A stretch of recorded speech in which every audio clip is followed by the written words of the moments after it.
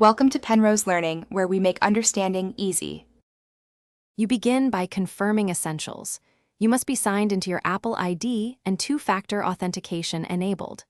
Once confirmed, open Settings and tap your name at the top. This is where Account Trust Settings live. Make sure the device you want to mark as trusted is powered on and reachable, because verification codes may be required. If you haven't set a passcode, add one now to enable secure verification. These first actions unlock the controls you'll use to add a trusted device. You now proceed to Settings, Passwords, and Security to manage trusted devices. Once there, review the list under Devices, find the name of the device you want to trust. Tap it, then choose Trust or Add as Trusted Device. You'll be prompted to confirm with a verification code or Face ID/Touch ID. Enter the code on the original iPhone if asked.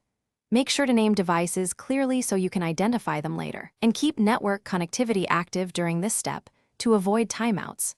Finish by returning to your Apple ID device list and confirming the new device shows as trusted.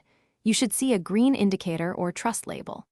If the device does not appear trusted, sign out of your Apple ID on that device and sign back in, then repeat the trust process. Make sure both devices run the latest iOS and have stable Wi-Fi or cellular service. If problems persist, restart both devices and retry, because a network or software hiccup is the most common cause of failure. Thanks for watching. If this was helpful, leave a like and consider subscribing. See you next time.